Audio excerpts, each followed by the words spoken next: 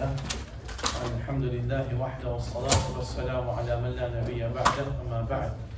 Respected elders, brothers, sisters, and young friends, inshallah tonight we'll be reciting the 12th juz in our Salatul Taraweeh.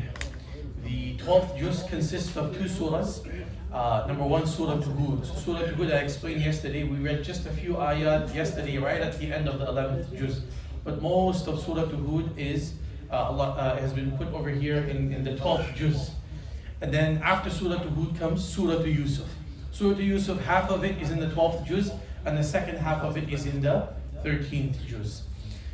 Surah Hud, a Makki surah. One time, Sayyidina Abu Bakr as-Siddiq radiyallahu anhu, and some other Sahaba's names have been narrated as well, but the famous one is Sayyidina Abu Bakr as-Siddiq radiyallahu anhu. He noticed some white hairs on the head and the blessed beard of Rasulullah sallallahu alaihi wasallam. When Rasulullah sallallahu alaihi wasallam passed away at the age of 63, he only had less than 20 hairs combined on his head and on his beard.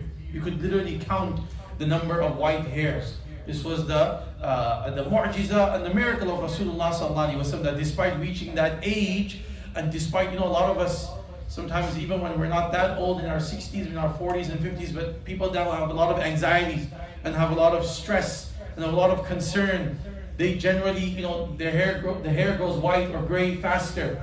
Rasulullah sallallahu alaihi wasallam had the concern for the entire ummah on his mind and heart. He had more, the Sahaba radiyallahu anhu, they would explain that كان رسول الله صلى الله عليه وسلم دائم الفكر متواصل الأحزان. Rasulullah sallallahu alaihi wasallam was always in deep thought and concern, always with this grief in his heart for the ummah. That how can the ummah get the hidayah and the guidance, and the entire ummah could go to Jannah. So, but despite that, Rasulullah sallallahu alaihi wasallam only had a few white hairs when he passed away. So when Sayyidina Abu Bakr as-Siddiq radiyallahu anhu saw the white hair, so he said, Ya Rasulullah, what's going on? Why do I see these few white hairs on your blessed hair, on your blessed beard? So Rasulullah sallallahu alaihi wasallam said, Shayyabatni Hudu wa akhawatuha. That Surah Hud and the surahs that are similar to it have caused me to grow old, or have caused this white hair to grow on my head or on my beard. So what is it in Surah Hud that is so powerful, that sends such a strong message, that Rasulullah that it had such a profound effect on Rasulullah sallallahu alaihi wasallam? That is one ayah which Allah subhanahu wa ta'ala mentions, many ayah, but one main ayah Allah mentions near the end of Surah Hud is فَاسْتَقِمْ كَمَا أُمِرْتَ وَمَنْ تَابَ مَعَكَ وَلَا تَطَغَوْا. O Muhammad sallallahu alaihi wasallam, have istiqamah, remain steadfast as you have been commanded. Steadfastness and remaining firm upon something is extremely difficult, and especially when it comes to the deen of Allah subhanahu wa ta'ala. This is why we see thousands and thousands of Muslims leaving the fold of Islam. That is one kind of istiqamah. So one is istiqamah on this deen of Islam. Then comes istiqamah on the awamir and the commandments of Allah. In the month of Ramadan, we can pray, we can fast, we can do good deeds. After the month of Ramadan, does the salah continue? Does the dhuhr and the asr and the maghrib and the isha and does the fajr continue? Does it or does it not? For many of us it becomes very difficult. I always say, right? We can stand 2 hours here right now, but after Ramadan, getting up 15 minutes in the morning for fajr, 15-20 minutes for isha in the night becomes extremely difficult. So istiqamah and steadfastness is extremely difficult. And Allah commands Rasulullah sallallahu alaihi wasallam and the believers that you must remain steadfast on what you have been told to do. So this sounds simple, remain steadfast. But it was so profound and it had such a great effect on Rasulullah sallallahu alaihi wasallam. There's also istiqamah and steadfastness in abstaining from the nawahi, those things which Allah has prohibited us from. Abstaining from that is also difficult. Again, in Ramadan it becomes easier. We're fasting, so when you're fasting, then you're able to avoid a lot of things. After the month of Ramadan, shaitan is let loose. We're not fasting anymore. Our guard is down. And then we fall into the ma'asi.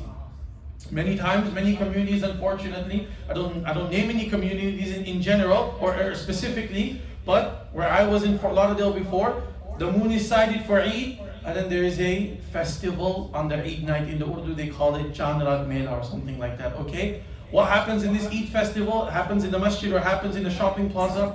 There's music, there is ikhtilat between the men and the women, the brothers and the sisters. There is no hijab, there is no kind of partition anymore whatsoever. intermingling, eating, drinking, enjoying what? The night of Eid. So 30 days of ita'ah, of obedience, of abstaining from the sins. And in few hours, all of that gone. All of that nur that you accumulated, gone in a few hours. And Muslims don't understand. It's the night of Eid, so we can enjoy. فَاسْتَقِمْ كَمَا أُمِرْتَ. You have been commanded. You must remain steadfast. This abstaining from the sins is not only for the month of Ramadan, it's for your entire life. Doing the good deeds is for your entire life. This Ramadan is just a training, that you train yourself, that after the Ramadan this continues.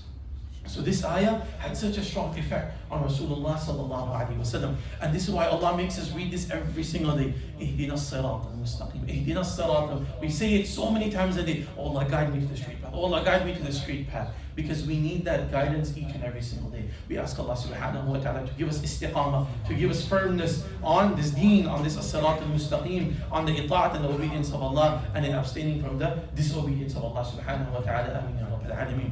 I got a message earlier today. A brother